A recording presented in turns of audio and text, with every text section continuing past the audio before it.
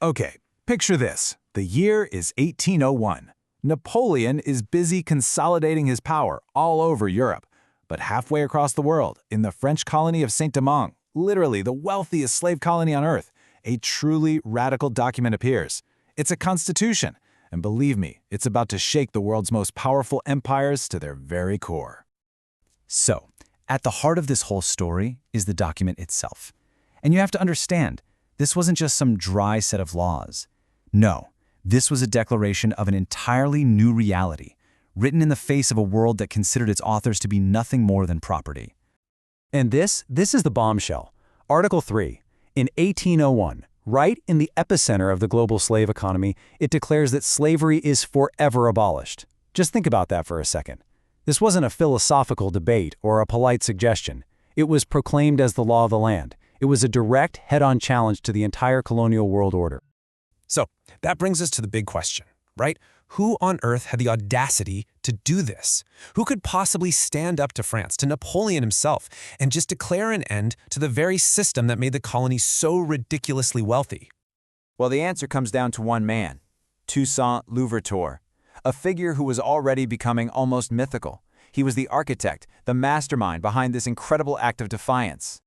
I mean, just look at how fast this all happened. His rise was meteoric. He was born into slavery, right?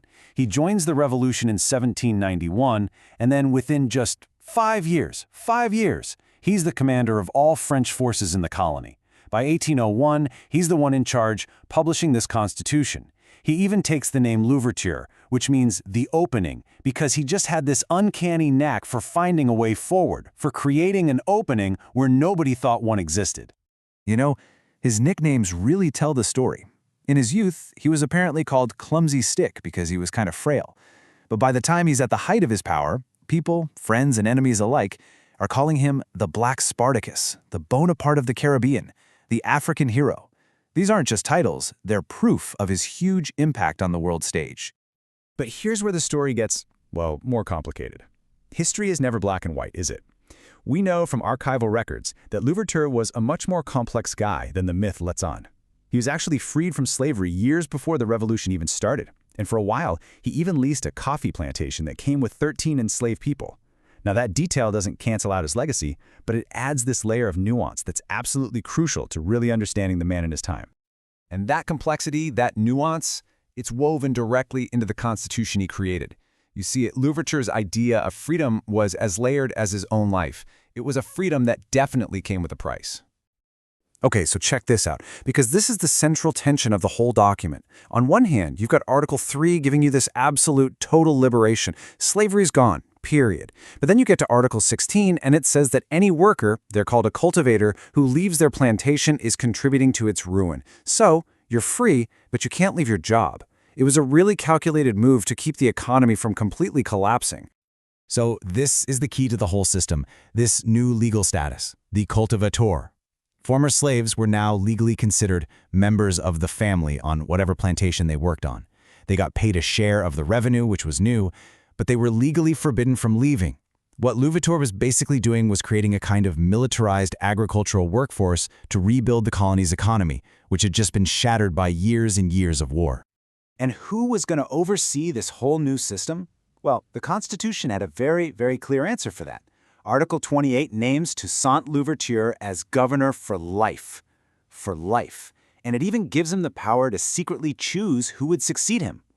So he didn't just abolish slavery. He wrote a constitution that cemented his own absolute power. So you can probably guess how all of this went down back in Paris. For a guy like Napoleon Bonaparte, this was just an unbelievable act of rebellion, an unforgivable one, happening in what was supposed to be France's most valuable colony.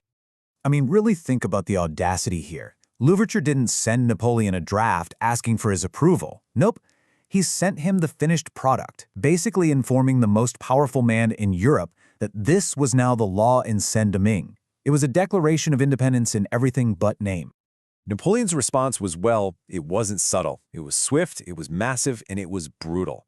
He sent an expeditionary force of around 30,000 veteran soldiers, commanded by his own brother-in-law. Their mission? Crush Louverture, restore French authority, and, this part was secret, to bring back slavery.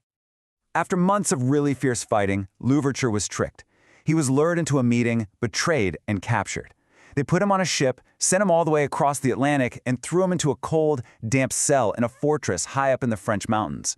He would die there less than a year later. But as they were leading him away, Louverture is said to have uttered these incredible, prophetic words. He knew that what he had started was so much bigger than just him. Sure, Napoleon could cut down the trunk of the tree, but the roots of the revolution, they had spread too far and way too deep to ever be pulled out. And you know what? He was absolutely right.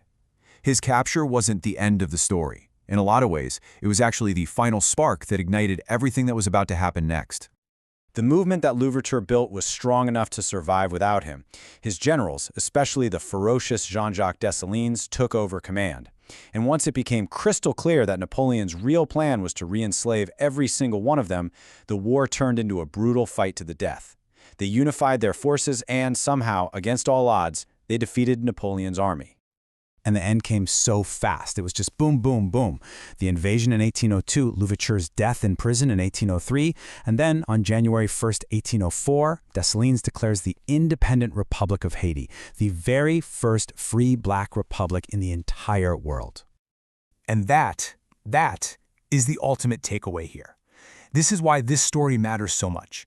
The Haitian Revolution is still the only time in all of human history that enslaved people successfully rose up, threw off their chains, defeated their colonial masters, and created their own independent nation, an event that sent shockwaves across the entire globe. So where does that leave us? Was Louverture a liberator, the father of his nation, or was he a cautionary tale about a revolutionary who ends up seizing absolute power?